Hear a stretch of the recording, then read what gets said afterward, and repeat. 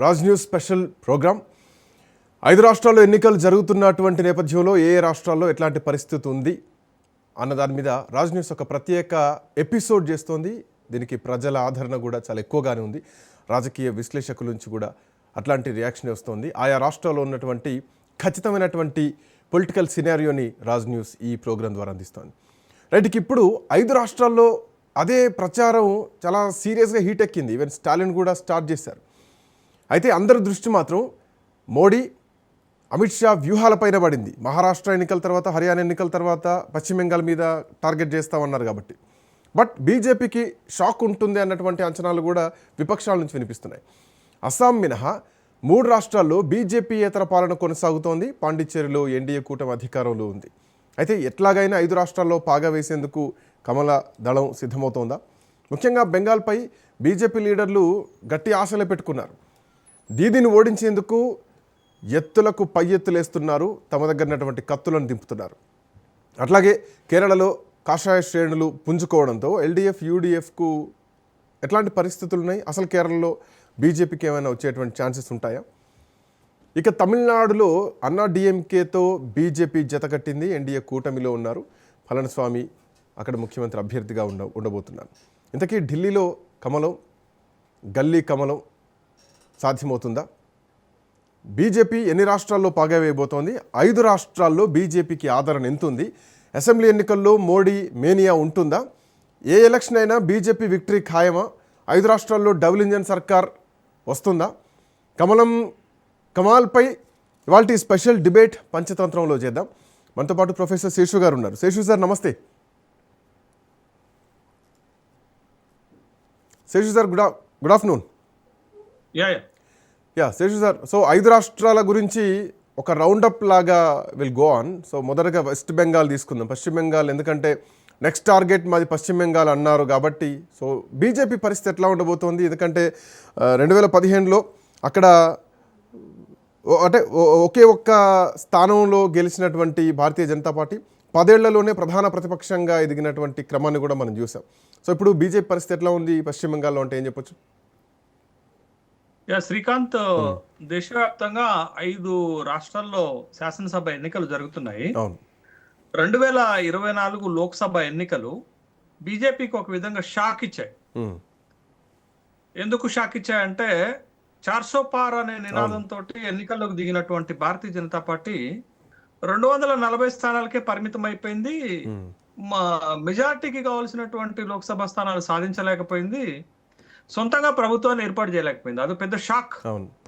ఆ షాక్ నుండి భారతీయ జనతా పార్టీ తేరుకోవటమే కాదు, మళ్ళొకసారి ఇట్లాంటి షాక్ తగలకూడదు అని రాజకీయ పరమైనటువంటి అతి విపరీతమైన జాగ్రత్తలు భారతీయ జనతా పార్టీ తీసుకుంటుంది. ఎందుకన్నానంటే ఈ మాట, 2024 లోక్సభ ఎన్నికల తర్వాత దేశంలో జరిగినటువంటి కీలకమైన రాష్ట్రాల శాసనసభ ఎన్నికలు, హర్యానా ఓడిపోతాం అనుకున్న దగ్గర గెలిచేశారు. అవును, అంచనాలకు మించి. మహారాష్ట్ర మీరు లోక్సభ ఎన్నికల్లో ఓడిపోతే మహారాష్ట్ర శాసనసభ ఎన్నికల్లో అసలు అద్భుతమైనటువంటి మెజార్టీతో గెలిచిపోయారు. ఢిల్లీని కొట్టేశారు మొదటిసారి. 15 ఏళ్ల తర్వాత, 20 ఏళ్ల తర్వాత ఢిల్లీలో మళ్ళా ఆల్మోస్ట్ 30 ఏళ్ల తర్వాత బీహార్ లోనైతే అలివి కాని అటువంటి అద్భుతమైనటువంటి విజయాన్ని సాధించారు. వాళ్ళకి ఒక 2 చిన్న రాష్ట్రాల్లో కొరకుడు పడలేదు. అదొకటి జమ్మూ అండ్ కాశ్మీర్ ప్రత్యేక పరిస్థితి, జార్ఖండ్ కూడా ప్రత్యేక పరిస్థితి. మిగతా 4 రాష్ట్రాల్లో వాళ్ళు సాధించినటువంటి విజయంతో అసలు భారతీయ జనతా పార్టీని ఓడించడం సాధ్యమవుతుందా అనేటటువంటి ఒక అభిప్రాయాన్ని కూడా రాజకీయ వర్గాలు వెళ్ళిపోయాయనేటువంటి మిషనే కాదు శ్రీకాంత్. వాళ్ళు ఎన్నికని ఎంత సీరియస్ గా తీసుకుంటారంటే భారతీయ జనతా పార్టీ మొత్తం కూడా అంత సీరియస్ గా తీసుకుంటారు. టాప్ లీడర్షిప్ నుంచి మీకు కార్యకర్త వరకు కూడా చాలా సీరియస్ గా తీసుకొని పనిచేస్తారు అనేది గతంలో నిరూపణ అయింది. మరి ముఖ్యంగా 2024 లోక్సభ ఎన్నికల తర్వాత జరిగింది. అయితే బీహార్ ఎన్నికలు అయిపోయిన తర్వాత అమిత్ షా ఒక కీలకమైన ప్రకటన చేశారు. ఇక మా టార్గెట్ బెంగాలే అని అన్నారు. అయితే ఇవాళ బెంగాల్లో ఒకనాడు అసలు సోదిలో లేనటువంటి భారతీయ జనతా పార్టీ ఇవాళ బెంగాల్లో ప్రధానమైనటువంటి ప్రతిపక్ష స్థాయికి ఎదగటమే కాదు, అక్కడ అధికారంలో ఉన్నటువంటి తృణమూల్ కాంగ్రెస్ కి ఒక బలమైన రాజకీయ ఛాలెంజ్ విసిరే స్థాయికి వెళ్ళిందంటే బెంగాల్లో తన బలాన్ని గణనీయంగా మీరు అన్న పాయింట్కి ఇంకొకటి యాడ్ చేస్తాను సార్. బెంగాల్లో మీరు అసలు సోయిలో లేనటువంటి భారతీయ జనతా పార్టీ మొదట్లో కేవలం 2 లోక్సభ స్థానాలే ఉండే, అసెంబ్లీ స్థానాలు 0 ఉండే. అండ్ మోర్ ఓవర్ దట్టు పశ్చిమ బెంగాల్లో బీజేపీకి బీజం కూడా మధ్యప్రదేశ్ నుంచి వచ్చినటువంటి కైలాష్ విజయవర్గీయ. సో అక్కడ లోకల్ నాయకుడు కూడా కాదు, మధ్యప్రదేశ్ నాయకుడు పశ్చిమ బెంగాల్కి వచ్చి పశ్చిమ బెంగాల్లో బీజం వేస్తే ఈరోజు 10 ఏళ్లలో ప్రధాన ప్రతిపక్షానికి వచ్చింది. సో ఇప్పుడు ఎట్లాంటి పరిస్థితి ఉండొచ్చు అన్నదే పాయింట్.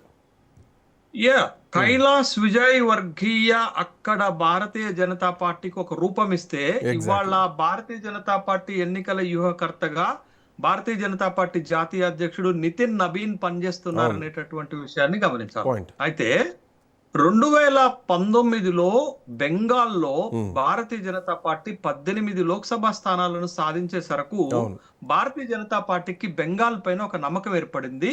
బెంగాల్ కోటను కొట్టడం సాధ్యమే అనే ఒక నమ్మకాన్ని కలిగించింది. ఆ నమ్మకంలో భాగంగానే మీరు 2021 శాసనసభ ఎన్నికల్లో గతంలో 3 శాసనసభ స్థానాలు ఉన్నటువంటి భారతీయ జనతా పార్టీ ఏకంగా 77 శాసనసభ స్థానాలను సాధించి ప్రధానమైన ప్రతిపక్ష హోదాను పొందటమే కాకుండా ఈ టీఎంసీకి బలమైనటువంటి ప్రత్యర్థిగా ఎదిగింది అనేటటువంటి విషయం మనకు కనపడుతుంది. కాబట్టి అయితే భారతీయ జనతా పార్టీ కొద్దిగా వెనక అడుగు వేశారు. 2024 లోక్సభ ఎన్నికల్లో 18 లోక్సభ స్థానాలు ఉంటే 12 లోక్సభ స్థానాలకి పరిమితమయ్యారు. కానీ ఒక విధంగా చెప్పాలంటే భారతీయ జనతా పార్టీ గత శాసనసభ ఎన్నికల్లో 38% ఓట్లు సాధిస్తే 2024 లోక్సభ ఎన్నికల నాటికి 39 ఓట్ల శాతం సాధించింది. అంటే టీఎంసీకి భారతీయ జనతా పార్టీకి 7% ఓటు డిఫరెన్స్ మాత్రమే ఉంది. డిఫరెన్స్ ని ఇంకొక 2-3% గనక తగ్గించగలిగితే భారతీయ జనతా పార్టీ మీకు బెంగాల్లో ఒక బిగ్ ఫోర్స్ గాను ఎమర్జ్ అవుతుంది, అధికారానికి దగ్గరగా చేరువయ్యేటటువంటి అవకాశాలు కూడా ఉన్నాయి. కాకపోతే ఇప్పటికీ టీఎంసీ బలం తగ్గకపోవటమే భారతీయ జనతా పార్టీని ఇబ్బంది పెడుతున్నటువంటి అంశం. అంటే భారతీయ జనతా పార్టీకి కలిసి వచ్చినటువంటి అంశం ఏంటంటే బెంగాల్ ని 30 ఏళ్లు ఏకఛత్రాధిపత్యంగా పరిపాలించినటువంటి లెఫ్ట్ ఫ్రంట్ కుదేలవ్వటము, కాంగ్రెస్ పార్టీ కూడా కుదేలవ్వటం తోటి ఇక్కడ భారతీయ జనతా పార్టీ అంత గణనీయంగా స్పీడ్ గా వెదగలిగింది అనేటటువంటి ఒక విషయాన్ని గమనించాలి. ఇక్కడ కేవలం 10% మాత్రమే బీజేపీ లాస్ అయింది. సో ఎన్నికల్లో ఏదేమైనా కానీ ఒక 5% ఓట్లను సాధించుకోగలిగితే భారతీయ జనతా పార్టీ అక్కడ నెంబర్ 1 స్థానంలోకి వెళ్ళేటువంటి అవకాశం కనిపిస్తోంది కదా. అందుకే ఇప్పుడు జరుగుతున్నటువంటి బెంగాల్ శాసనసభ ఎన్నికల్లో భారతీయ జనతా పార్టీ అన్ని అస్త్రాలను వాడుతుంది. టీఎంసీ పైన, తృణమూల్ కాంగ్రెస్ పైన గెలుపుకు ఉన్నటువంటి అన్ని అవకాశాలను వెతుక్కుంటుంది. కాబట్టి మీరు కిందక విజయవర్గీయ పేరుతో పాటు ఇప్పుడు నేను చెప్తున్నటువంటి ఇవాళ మొత్తం బెంగాల్ ఎన్నికల ఇన్ఛార్జిగా పనిచేస్తున్నది నితిన్ నబీన్. నితిన్ నబీన్ ఎన్నికల వ్యూహాలు రచించటంలో సిద్ధహస్తుడు అనేటటువంటి విషయాన్ని గమనించాలి. ఎందుకనంటే మీకు 2024లో జరిగినటువంటి ఛత్తీస్గఢ్ ఎన్నికల్లో ఆల్మోస్ట్ అన్ని ప్రీ పోల్ సర్వేలు, ఎగ్జిట్ పోల్ సర్వేలు కాంగ్రెస్ పార్టీ గెలుస్తుంది అనేటటువంటి ఒక సర్వే ఇచ్చిన సందర్భంలో అక్కడ భారతీయ జనతా పార్టీని గెలిపించగలిగినటువంటి ఒక వ్యూహాలు రచించింది నితిన్ నబీన్ అనేటటువంటి విషయాన్ని మనం గమనించాలి. తర్వాత మొన్నటి బీహార్ ఎన్నికల్లో కూడా నితిన్ నబీన్ చాలా కీలకంగా పనిచేశాడు అనేటటువంటి విషయాన్ని గమనించాలి. ఇవాళ బీహార్ తర్వాత వెస్ట్ బెంగాల్ సరిహద్దుల్లో ఉన్నటువంటి ప్రాంతాల్లో నితిన్ నబీన్ ప్రభావం చూపించగలుగుతాడు అనేటటువంటి ఉద్దేశంతో పాటు నితిన్ నబీన్ కు ఉన్నటువంటి రాజకీయ వ్యూహ చతురతను ఉపయోగించుకోవాలనే ఉద్దేశంతో భారతీయ జనతా పార్టీ ఇవాళ నితిన్ నబీన్ ని ఎన్నికల ఇన్ఛార్జ్ గా బెంగాల్లో ఉంచటమే కాకుండా తర్వాత మీకు ఇప్పుడు బెంగాల్లో ప్రతిపక్ష నేతగా ఉన్నటువంటి నందిగ్రామ్ నేత అయినటువంటి సువేందు అధికారి, తర్వాత అమిత్ షా, వీళ్ళ ముగ్గురు వ్యూహాలతోటి ఇవాళ బెంగాల్లో ఒక బలమైనటువంటి ఫోర్స్ గా ఎదిగింది. తృణమూల్ కాంగ్రెస్ కి ఒక ధీటైనటువంటి ప్రత్యర్థిగా నిలబడినటువంటి సందర్భం ఉంది. అధికారానికి చాలా చేరువలోకి వెళ్ళినటువంటి సందర్భాలు కనపడుతున్నాయి. కాకపోతే టీఎంసీ బలము వాళ్ళు అనుకున్న స్థాయిలో తగ్గకపోవటమే బీజేపీకి కనపడుతున్నటువంటి ఒక మైనస్ గా చూడాలి. కానీ ఈ 10 సంవత్సరాల్లో బీజేపీ వెస్ట్ బెంగాల్లో గణనీయమైనటువంటి స్థాయికి ఎదిగిందనేటటువంటి మాట మనకి సాక్ష్యాధారాలు కనపడుతున్నాయి. సార్ ఇంకోటి సార్, ఒకసారి మనం అస్సాం గురించి కూడా మాట్లాడుకుందాం. అస్సాం కాంగ్రెస్ పార్టీలో ఉన్నటువంటి హిమంత బిశ్వ శర్మ భారతీయ జనతా పార్టీలో చేరిన తర్వాత భారతీయ జనతా పార్టీ అక్కడ అధికారంలోకి వచ్చింది. బీజేపీ సింగిల్గానే 60 సీట్లను గెలుచుకుంది. ఎన్డీఏ కూటమితో 86 స్థానాలు గెలుచుకుంది. అంటే ఇక్కడ పాయింట్ ఏంటంటే సార్, ఈశాన్య రాష్ట్రాల్లో తొలిసారి భారతీయ జనతా పార్టీ అధికారంలోకి వచ్చింది కేవలం అస్సాంలోనే, అండ్ ప్రభుత్వం కూడా ఉంది. సో ఇప్పుడున్నటువంటి సిచ్యువేషన్లో అస్సాంలో ఎట్లాంటి పరిస్థితులు మనం చూడొచ్చు? ఎట్లాంటి ఈ హ్యాటక్ దిశగా ఏమైనా పోయేటువంటి పరిణామాలు కనిపిస్తున్నాయా బీజేపీకి?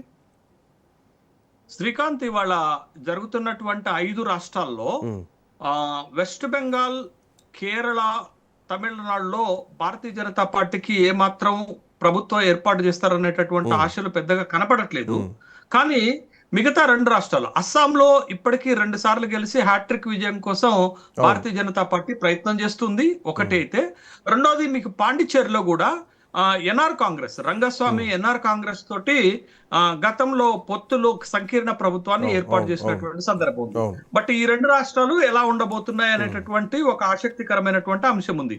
ఇప్పటి వరకు ఉన్నటువంటి అంచనాల ప్రకారం అయితే అస్సాంని భారతీయ జనతా పార్టీ మళ్ళా నిలబెట్టుకోబోతుంది అనేటటువంటి సర్వేలే వస్తున్నాయి. అయితే గత వారం 10 రోజులుగా అస్సాంలో కాంగ్రెస్ పార్టీ కూడా గణనీయంగా పుంజుకోవడంతో కొంత బీజేపీ శిబిరంలో కలవరం కనపడుతున్నప్పటికీ కూడా ఎట్లాస్ట్ చివరి అంతిమ ఫలితము భారతీయ జనతా పార్టీకి అనుకూలంగా వస్తుంది అనేటటువంటి అభిప్రాయాలే వ్యక్తమవుతున్నాయి. సర్వేలు కూడా అవే చెప్తున్నాయి. అక్కడ ఉన్నటువంటి వాతావరణం కూడా అదే కనపడుతున్నటువంటి నేపథ్యంలో 2016లోను 2021లోను అస్సాంలో భారతీయ జనతా పార్టీ మంచి అబ్జల్యూట్ మెజార్టీ తోటే గెలుస్తుంది. బట్ ఈసారి మీకు గత 2021 ఎన్నికల్లో కూడా కాంగ్రెస్ పార్టీకి భారతీయ జనతా పార్టీకి ఓటింగ్ లో ఓట్ షేర్స్ లో పెద్ద డిఫరెన్స్ లేదు, కానీ షీట్ షేర్ లో మాత్రం చాలా పెద్ద డిఫరెన్స్ ఉన్నది. వాళ్ళు దాదాపు 77 శాసనసభ స్థానాల్లో గెలిస్తే వీళ్ళ కూటమి 50 స్థానాల్లో గెలిచింది. అక్కడ కాంగ్రెస్ కూడా బలమైనటువంటి పార్టీయే, కానీ నాయకత్వం బలంగా లేకపోవటం వల్ల కాంగ్రెస్ కి మైనస్ అవుతుంటే భారతీయ జనతా పార్టీకి అక్కడ హిమవంత్ బిశ్వ శర్మ రూపంలో ఒక బలమైనటువంటి నాయకత్వం దొరికింది. హిమవంత్ బిశ్వ శర్మ లేనప్పుడు కూడా సోనేవాల్ సర్బానంద్ నేతృత్వంలో అక్కడ 2016లో గెలిచారనేటటువంటి విషయాన్ని కూడా మనం గమనించాలి. ఇప్పుడుకిప్పుడు ఉన్నటువంటి పరిస్థితి అయితే అస్సాంలో మరొకసారి బీజేపీ అధికారంలోకి రావడానికి ఎక్కువ అవకాశాలు మనకు కనపడుతున్నాయి. అస్సాం అనేది ఈశాన్య రాష్ట్రాల్లో ఒక పెద్ద రాష్ట్రంగా ఉంది. అస్సాం బలంతో ఈశాన్య రాష్ట్రాల్లో కాంగ్రెస్ పార్టీ ఒకప్పుడు పెట్టని కోటగా ఉన్నటువంటి ఈశాన్య రాష్ట్రాల్లో ఇవాళ కాంగ్రెస్ పార్టీ సోదిలో లేకుండా పోయింది. అవును, వాస్తవం. ఈవెన్ పాండిచ్చేరి విషయం కూడా అదే, కాంగ్రెస్ చుట్టే రాజకీయాలను కేంద్రీకృతమైనట్టు. బట్ ఈ మధ్య కాలంలో దక్షిణాన్నటువంటి చిన్న కేంద్రపాలిత ప్రాంతంలో బీజేపీలో కూడా సంకీర్ణ ప్రభుత్వాలు ఏర్పాటు చేయగలుగుతాం అన్నటువంటి ఒక భావన తీసుకురాగలిగింది.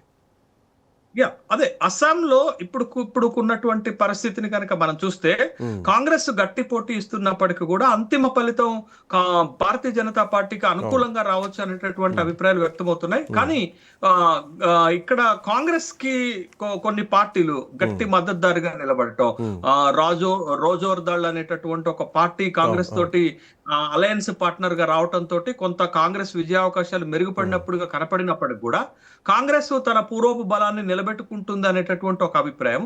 రెండోది, కాంగ్రెస్ నుండి గౌరవ్ గొగోయ్ పిసిసి అధ్యక్షుడిగా రావటము, గౌరవ్ గొగోయ్కి ఒక క్లీన్ ఇమేజ్ ఉన్నటువంటి నేపథ్యంలో గట్టి పోటీ కాంగ్రెస్ ఇస్తున్నప్పటికి కూడా స్టిల్ ఇప్పటికీ అస్సాంలో భారతీయ జనతా పార్టీ వైపుకే సర్వేలు చెప్తున్నాయి. భారతీయ జనతా పార్టీ మరొకసారి గెలుపు అవకాశాలు ఉన్నట్టుగానే మనకు కనపడుతుంది. ఖచ్చితంగా అస్సాంలో కాంగ్రెస్ నుండి గట్టి పోటీ ఉన్నప్పటికీ భారతీయ జనతా పార్టీ గెలుపుకే ఎక్కువ అవకాశాలు ఉన్నట్టుగా కనపడుతుంది. రైట్ సార్, అంటే ఇప్పటికి 60 ఏళ్ళు అయిపోయింది జాతీయ పార్టీలు తమిళనాడు రాజకీయాలను శాసించి. స్వాతంత్రం వచ్చిన తర్వాత ఒక 2 దఫాలు మాత్రమే కాంగ్రెస్ పార్టీ అక్కడ రూల్ చేయడం జరిగింది. ఆ తర్వాత ద్రవిడ పార్టీలు వచ్చాయి, డిఎంకే, ఏఐడిఎంకే, వీటి మధ్యలోనే పవర్ షేరింగ్ జరుగుతూ ఉంది. భారతీయ జనతా పార్టీ చాలా ప్రయత్నం చేస్తోంది, కానీ ఒక పశ్చిమ బెంగాల్లో 10 ఏళ్లలో పుంజుకున్నంతగా 60 ఏండ్లుగా ఎందుకు తమిళనాడును ఏ జాతీయ పార్టీ టచ్ చేయలేకపోతుంది? తమిళనాడులో ఇప్పుడు బీజేపీ చేస్తున్నటువంటి ప్రయోగం, పళనిస్వామిని ముందు పెట్టి చేస్తున్నటువంటి ప్రయోగం ఎంతవరకు బీజేపీకి కలిసి వస్తుంది అనుకోవచ్చు? ఇప్పుడు దేశంలోనే కాదు, ప్రపంచంలోనే భారతీయ జనతా పార్టీ ఒక బలమైనటువంటి పార్టీగా ఎదిగింది. కానీ భారతీయ జనతా పార్టీని వేధిస్తున్నటువంటి ఒక సమస్య ఏంటి అనంటే, ఉత్తర భారతదేశంలో ఎదిగినంత వేగంగా, ఎదిగినంత బలంగా దక్షిణ భారతదేశంలో భారతీయ జనతా పార్టీకి అవకాశాలు దక్కట్లేదు అనేటటువంటి విషయం ఎన్నికల ఫలితాలే స్పష్టం చేస్తున్నాయి. ఒక్క కర్ణాటకలో తప్ప భారతీయ జనతా పార్టీ మరి ఏ రాష్ట్రంలో కూడా అంత బలంగా కనపడట్లేదు మనకి. మీకు తెలంగాణలో మొన్నటి ఎన్నికల్లో తప్ప ఒక నామమాత్రమైనటువంటి పార్టీగానే ఉంది. ఆంధ్రప్రదేశ్ లో తెలుగుదేశంతో పొత్తు పెట్టుకుంటే తప్ప ఆ మాత్రం సీట్లు గెలవలేనటువంటి స్థాయిలో ఉంది. తమిళనాడులో అసలు అవకాశమే దొరకట్లేదు, కేరళలో కూడా అవకాశం దొరకట్లేదు అనేటటువంటి విషయం మనకి చాలా స్పష్టంగా కనపడుతుంది కదా. బట్ గత 10 సంవత్సరాలుగా దక్షిణాదిలో పాగా వేయాలనేటటువంటి భారతీయ జనతా పార్టీకి పెద్దగా కలిసి రావట్లేదు అనేటటువంటి విషయాన్ని గమనించాలి.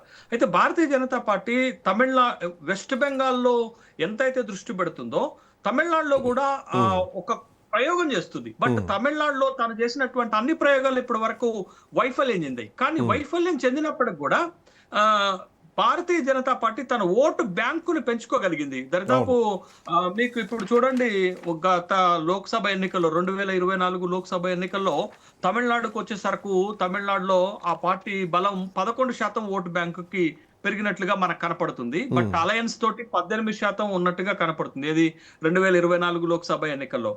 అయినప్పుడు చిన్న పార్టీలతో పొత్తు పెట్టుకొని 19 స్థానాల్లో గెలిచింది. లాస్ట్ ఎన్నికల్లో ఇది 2021 తమిళనాడు శాసనసభ ఎన్నికల్లో భారతీయ జనతా పార్టీ ఏఐడిఎంకేతో పొత్తు పెట్టుకున్నప్పటికి కూడా ఒక 4 శాసనసభ స్థానాలకు మాత్రమే పరిమితమైంది. లోక్సభ స్థానాల్లో ఏఐడిఎంకే భారతీయ జనతా పార్టీ విడిపోయి పోటీ చేస్తే ఇద్దరికి జీరోలు మిగిలినటువంటి సందర్భం ఉన్నది. అయితే లోక్సభ ఎన్నికల నాటికి తన ఓటు బ్యాంకును పెంచుకోగలిగింది కానీ బట్ ఒక్క లోక్సభ స్థానాన్ని కూడా గెలవలేకపోవటం ఆ పార్టీని నిరాశపరుస్తున్నట్టుగానే చెప్పాలి. బట్ అంటే ఇక్కడ మెయిన్ అంటే పాయింట్ ఏంటి, ప్రయారిటీ పాయింట్ ఏమై ఉండొచ్చు? ప్రజలు యాక్సెప్ట్ చేయట్లేదు అంటే హిందీ మాట్లాడుతున్నారు కాబట్టి ఉత్తర భారతీయ పార్టీ లాంటి సిద్ధాంతంలోకి తమిళ ప్రజలు చూస్తున్నటువంటి మాట ఏమని అనుకోవాలి. ఎందుకంటే 2015లో బీజం పడితే భారతీయ జనతా పార్టీ 2026కు ప్రధాన ప్రతిపక్షంగా ఉంది. కానీ 2001లోనే డిఎంకేతో పొత్తు పెట్టుకొని భారతీయ జనతా పార్టీ కొన్ని సీట్లు గెలిచింది. ఐ థింక్ సో 4 సీట్లు గెలిచినట్టు గుర్తు డిఎంకేతో పొత్తు పెట్టుకొని. బట్ అప్పుడు ఏడీఎంకే అధికారంలోకి వచ్చింది, జయలలిత ముఖ్యమంత్రి అయ్యారు. ఎందుకు బీజేపీకి తమిళనాడు కలిసి రావట్లేదు అంటే ఏం చెప్పొచ్చు? ఒక బీజేపీకే కాదు, మీకు జాతీయ పార్టీలకు అటు కాంగ్రెస్ పరిస్థితి కూడా తమిళనాడులో అదే విధంగా ఉన్నప్పటికీ కూడా 1967లో అన్నాదురై నేతృత్వంలో డిఎంకే అధికారంలోకి వచ్చిన తర్వాత ఇప్పటి వరకు కూడా తమిళనాడులో ద్రవిడియన్ పార్టీలకు తప్ప మిగతా ఏ పార్టీలకు కూడా అధికారం అంచులకు కూడా దరిదాపులకి అక్కడ తమిళ ప్రజలు రానియట్లేదు అనేటటువంటి విషయాన్ని గమనించాలా. రెండోది, తమిళనాడులో ఉన్నటువంటి సోషల్ కంపోజిషన్స్ లో కూడా భారతీయ జనతా పార్టీకి నష్టం చేస్తుంది అనేటటువంటి విషయాన్ని గమనించాలి. కొన్ని అగ్రవర్ణాల ఓట్లను భారతీయ జనతా పార్టీ సాధించుకోగలిగినటువంటి సందర్భం ఉన్నప్పటికీ కూడా కొన్ని బలమైనటువంటి సామాజిక వర్గాలు అయితే ఏడిఎంకే తోటో డిఎంకేతో ఉండటం వల్ల భారతీయ జనతా పార్టీకి కలిసి రావటం లేదు అనేటటువంటి విషయాన్ని గమనించాలి. కాబట్టి భారతీయ జనతా పార్టీ ఏదో ఒక ద్రవిడ్ పార్టీకి తోక పార్టీగా మిగిలిపోవటం తప్ప, అది కాంగ్రెస్ పరిస్థితి అయినా అంతే, భారతీయ జనతా పార్టీ పరిస్థితి అయినా అంతే. కాబట్టి బట్ భారతీయ జనతా పార్టీ ఆశించిన స్థాయిలో తమిళనాడులో ఎదగలేకపోతుంది. అధికారంలోకి వచ్చే సంగతి పక్కన పెట్టండి, కనీసం మినిమం స్థాయిలో ఒక దేశాన్ని పరిపాలిస్తున్నటువంటి పార్టీ ఒక కనీసపు స్థాయిలో కూడా అక్కడ శాసనసభ స్థానాలను లోక్సభ స్థానాలను గెలుచుకోలేకపోవటము ఆ పార్టీకి కొంత నిరాశ కలిగిస్తుంది. ఆ పార్టీ కొన్ని ప్రయోగాలు చేసింది. అన్నామలై లాంటి ఒక అగ్రెసివ్ లీడర్ ని పట్టుకొని వచ్చి అక్కడ ఒక బలంగా ప్రయత్నాలు ప్రయోగాలు చేసినప్పటికి కూడా ఆ ప్రయోగాలు వైఫల్యం చెందాయి. ఆ ప్రయోగాలు సక్సెస్ కాకపోవటం వల్ల మళ్ళా ఏఐడిఎంకేతో పొత్తు పెట్టుకోవాల్సినటువంటి ఒక అనివార్యమైన పరిస్థితి భారతీయ జనతా పార్టీకి అక్కడ అంటే సార్ ఇక్కడ బీజేపీ అన్నామలై అధ్యక్షుడిగా ఉన్నప్పుడు ఆయన ద్రవిడ పార్టీలను రెండింటిని విమర్శించారు. ఈవెన్ గ్రామస్థాయి వరకు కూడా బీజేపీ జెండా పోయేలాగా ఆయన ఎన్మక్కల్ ఎన్మలై ఎన్మన ఎన్మక్కల్ అంటే నా భూమి నా ప్రజలు అన్నటువంటి భావన తీసుకొచ్చారు ప్రజల్లో. ఆయన తొలగించినప్పుడు కూడా బీజేపీ మీద చాలా విమర్శలు రావడం జరిగింది. ఈవెన్ అన్నామలై ఎక్కడైతే ఎన్నికల ప్రచారం చేస్తారో ఆ ప్రచారం చేసినటువంటి ప్రాంతాల్లో పక్క రాష్ట్రాల్లో గెలిచారు. బట్ అట్లాంటి అన్నామలైకి ఈసారి పోటీ చేయడానికి కూడా పరిస్థితి లేదు. సో ఇది బీజేపీకి ఎఫెక్ట్ పడే అవకాశం లేదా? బీజేపీ అంత ఈజీగా ముందు పోయేటువంటి అవకాశం ఉంటుందా? ఏఐడిఎంకి బీజేపీ పొత్తును ప్రజలు నమ్ముతారా? విచిత్రం ఏంటంటే శ్రీకాంత్, అన్నామలై పరిస్థితి పాపం కుడితిలో పడ్డ ఎలుకలాగా తయారైపోయింది అక్కడ తమిళనాడులో. ఆ అన్నామలై భారతీయ జనతా పార్టీకి అక్కడ ఒక షేప్ ఇచ్చినటువంటి నాయకుడు, ఒక బలమైనటువంటి లైక్ బండి సంజయ్ ఇన్ తెలంగాణ. ఒక ఊపిచ్చినటువంటి నాయకుడు. ఆ క్రమంలో 2 ద్రవిడ పార్టీలను తీవ్రంగా విమర్శించినటువంటి సందర్భంలో ఇప్పుడు ఏఐడిఎంకేతో పొత్తు పెట్టుకుంటే పళనిస్వామి అన్నామలైపై ఉన్న కోపంతో అన్నామలైకి కేటాయించాల్సినటువంటి సీట్లో కూడా ఏఐడిఎంకే అభ్యర్థిని నిలబెట్టేశారు, అక్కడ ప్రకటించేశారు. అంటే కనీసము అన్నామలైకి ఎమ్మెల్యేగా పోటీ చేయడానికి అవకాశం కూడా దక్కలేదు అనేటటువంటి విషయాన్ని గమనించాలా. కానీ వెరాజ్ అన్నామలైని ఇటీవల బృహన్నల్ ముంబై కార్పొరేషన్ ఎన్నికల్లో అక్కడ కొన్ని కార్పొరేషన్ డివిజన్లకి ఇన్ఛార్జ్ గా పంపిస్తే అక్కడ రాజ్ ఠాకరే అన్నామలైని టార్గెట్ గా చేసుకొని విమర్శలు చేశాడు. అన్నామలైని రసమలై అని, లుంగి పుంగి బజాయించాలి అనేటటువంటి కామెంట్స్ కూడా వచ్చినటువంటి సందర్భం ఉంది. పాపం అన్నామలై పరిస్థితి తమిళనాడులో ఒక విధంగా ఈ చాలా ఇబ్బందికరమైన చూడాలి. బట్ భారతీయ జనతా పార్టీకి ఒక అనివార్యం ఉంది శ్రీకాంత్ తమిళనాడులో. ఏదో ఒక ద్రవిడ్ పార్టీ తోకబట్టుకోకుండా, ద్రవిడ్ పార్టీలతోటి పొత్తు పెట్టుకోకుండా ఆ రాష్ట్రంలో నిలబడలేనటువంటి స్థితి ఇప్పటికీ భారతీయ జనతా పార్టీకి ఉండటం ఆ పార్టీకి కొంత అసంతృప్తిని కలిగిస్తున్నటువంటి అంశంగానే మనం చూడాలి. భవిష్యత్తులో కూడా తమిళనాడులో భారతీయ జనతా పార్టీకి పెద్దగా అవకాశాలు మెరుగుపడకపోవచ్చు. ఒకవేళ ఏదైనా అవకాశం మెరుగుపడితే అది ఏఐడిఎంకేతో ఉన్నటువంటి అలయన్స్ తో తప్ప తన సొంత బలంతో జరగదు అనేటటువంటి విషయం భారతీయ జనతా పార్టీ అధినాయకత్వానికి కూడా అర్థమైనట్టుగానే నాకు కనపడుతుంది. అందుకే ఎన్ని ఆరోపణలున్నా పళనిస్వామి తోటి ఏఐడిఎంకే తోటి పొత్తు పెట్టుకోవాల్సినటువంటి ఒక అనివార్యమైన పరిస్థితి ఇప్పుడు తమిళనాడులో భారతీయ జనతా పార్టీకి కనపడుతుంది. Sir, coming to Kerala, Bharatiya Janata పార్టీకి ఒక ఫైనల్ బోర్డర్ నా దృష్టిలో కేరళ.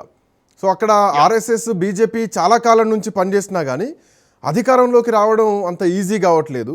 అండ్ భారతీయ జనతా పార్టీ ప్రయోగించేటువంటి ఆ హిందుత్వ ఎజెండా కేరళలో పనిచేయట్లేదు. ఎందుకంటే అక్కడ ముస్లిం పాపులేషన్ ఎక్కువగా ఉంటుంది, క్రిస్టియానిటీ పాపులేషన్ ఎక్కువగా ఉంటుంది. మోర్ ఓవర్ అక్కడ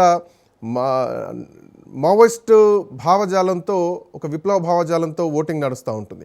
సో ఇప్పుడు భారతీయ జనతా పార్టీ పరిస్థితి కేరళలో ఏంటి అంటే ఏం చెప్పొచ్చు? దశాబ్దాలుగా మీరు చూడండి, కేరళ తమిళనాడు ఒకే విధమైనటువంటి అంశం కనపడుతుంది మనకి, రాజకీయ సామీప్యత కనపడుతుంది. ఎందుకనంటే మీకు తమిళనాడుకు వచ్చేసరికి ద్రవిడ్ పార్టీలు ఎంత బలమైనవో మీకు కేరళకు వచ్చేసరికి కూటమిలు, left front LDF, left democratic front UDF, united democratic front, ఇక అక్కడ ఏ ఒక్క పార్టీ కూడా మాజమాయిషి చేసేటటువంటి అవకాశం ఉండదు. కాబట్టి కొన్ని దశాబ్దాలుగా మీరు కేరళలో రాజకీయంగా చూస్తే అయితే ఎల్డిఎఫ్ అధికారంలో ఉంటుంది, లేకపోతే యూడిఎఫ్ అధికారంలో ఉంటుంది. ఒకసారి ఒక పార్టీ అధికారంలో ఉంటే ఇంకొకసారి ఇంకొక కూటమి అధికారంలోకి ఉంటుంది. కానీ లాస్ట్ టైం ఆ సంప్రదాయం కూడా తప్పింది. 2016లో ఎల్డిఎఫ్ గెలిస్తే 2021లో కూడా ఎల్డిఎఫ్ గెలిచింది. మొదటిసారి జరిగింది. 30-40 సంవత్సరాల తర్వాత కేరళ రాజకీయాలలో అది జరిగినటువంటి ఒక పెద్ద సంఘటనగానే మనం చూడాలి. అయితే ఈ 2 కూటమిల నడుమ భారతీయ జనతా పార్టీ ఎదగటానికి ఆపసోపాలు పడుతుంది. బట్ మీరు చూడండి, మనం తమిళనాడు మీద ఫోకస్ చేస్తున్నాం కానీ తమిళనాడులో కంటే కూడా కేరళలో భారతీయ జనతా పార్టీ బలంగా ఉంది. ఎందుకు నేను ఈ మాట చెప్తున్నారంటే, గత ఎన్నికల్లో భారతీయ జనతా పార్టీ 11% ఓట్లు వస్తాయి. ఇది 2021 శాసనసభ ఎన్నికల్లో కేరళలో 11% ఓటింగ్ వస్తే, మీకు 2024 లోక్సభ ఎన్నికలకు వచ్చేసరికి కేరళలో 19% ఓటు బ్యాంక్ వచ్చింది. అంటే ఇట్స్ హ్యూజ్ నంబర్. అంటే తన ఓటు బ్యాంకుని గణనీయంగా పెంచుకున్నది. ఒక లోక్సభ స్థానాన్ని గెలిచింది. త్రిచూర్లో మీకు వచ్చేసరికి సురేష్ గోపి, సినీ నటుడు, ఇప్పుడు కేంద్ర మంత్రిగా కూడా ఉన్నాడు. లోక్సభ స్థానాన్ని, అంటే 20 లోక్సభ స్థానాలు ఉంటాయి, ఒక లోక్సభ స్థానాన్ని భారతీయ జనతా పార్టీ గెలిచింది. ఇటీవల మీకు లోకల్ బాడీ ఎలక్షన్ జరిగితే మొట్టమొదటి ఎంపీ కదా కేరళ నుంచి, ఫస్ట్ టైం ఎంపీ అనుకుంటా, first time MP Suresh Gopi Thrissur నుంచి గెలిచారు. ఇటీవల లోకల్ బాడీ ఎలక్షన్స్ అయితే శ్రీకాంత్, తిరువనంతపురం మేయర్ స్థానాన్ని కూడా భారతీయ జనతా పార్టీ గెలిచింది. అంటే భారతీయ జనతా పార్టీ ఎదుగుతుంది, బట్ బలంగానే ఎదుగుతుంది, కానీ సీట్లు గెలిచే అంత స్థాయిలో ఎదగట్లేదు అనేది. ఎందుకు ఆ పరిస్థితి దానికి ఎదురవుతుంది అని అంటే, 2 కూటములు అక్కడ ఎల్డిఎఫ్ కూటమి, యూడిఎఫ్ కూటమి బలంగా ఉండటంతో 2 కూటమిల మధ్య ఇంకొక 3వ ప్రత్యామ్నాయం బలమైనటువంటి పార్టీ ఎదగటంలో భారతీయ జనతా పార్టీ వెనకబడ్డట్టుగానే కనపడుతుంది. కానీ తన ఓటు బ్యాంకుని ప్రతి ఎన్నికలో గణనీయంగా పెంచుకుంటూ ఒక బిగ్ ఫోర్స్ గా తయారవుతుంది. బట్ ఇప్పటికిప్పుడు భారతీయ జనతా పార్టీకి కేరళలో ఆశించినటువంటి ఫలితాలు రావు, తర్వాత అది కింగ్ మేకర్ అయ్యేటటువంటి అవకాశాలు లేవు. అవును. తర్వాత ఒక రీజనబుల్ నంబర్ లో కూడా ఈవెన్ గెలిచిన శాసనసభ స్థానాన్ని కూడా గెలుస్తుందని కాపాడుకునేటువంటి నేను అనుకోవట్లేదు. పరిస్థితులు లేవు. గత ఎన్నికలు చూస్తే 2016లో ఒక స్థానం గెలిస్తే 2021లో ఆ ఒక్క స్థానాన్ని కూడా కోల్పోయారు. గెలవలేదు. ఉమ్. గెలవలేదు. ఈసారి కూడా 2, 3, 4 స్థానాలకు మాత్రమే పరిమితమైనటువంటి అవకాశాలు ఉన్నాయి తప్ప, బట్ ఓటు బ్యాంకుని, ఓటు పర్సంటేజ్ ని ఖచ్చితంగా రైట్ పెంచుకుంటుంది. సార్. కానీ శాసనసభలో ఒక రీజనబుల్ నంబర్ తోటి భారతీయ జనతా పార్టీ సిట్ అవుతుందంటే Right. నాకెందుకైతే నమ్మకం లేదు. కానీ బట్ కేరళలో కూడా ఏమి అద్భుతమైన ఫలితాలు భారతీయ జనతా పార్టీ సాధించే అవకాశాలు అయితే లేవు. Right. కాబట్టి ఈ 5 రాష్ట్రాలలో కేరళలో పెద్దగా ఆశలు లేవు. పాయింట్. తర్వాత తమిళనాడులో కూడా పెద్దగా ఆశలు లేనప్పటికీ ఏడిఎంకే పొత్తు గనక సక్సెస్ అయితే అక్కడ కొంత వాళ్ళకి అడ్వాంటేజ్ వచ్చేటటువంటి అవును. అవకాశం ఉన్నది.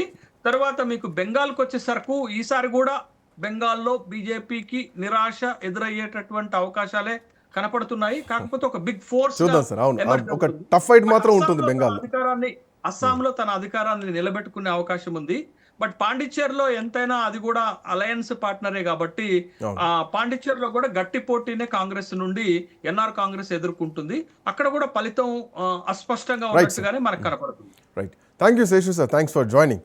సో ఇది దేశంలో జరగబోయేటువంటి 5 రాష్ట్రాల ఎన్నికల్లో భారతీయ జనతా పార్టీకి ఉన్నటువంటి బలాబలాలకు సంబంధించినటువంటి పంచతంత్ర స్పెషల్ డిబేట్ ఇది.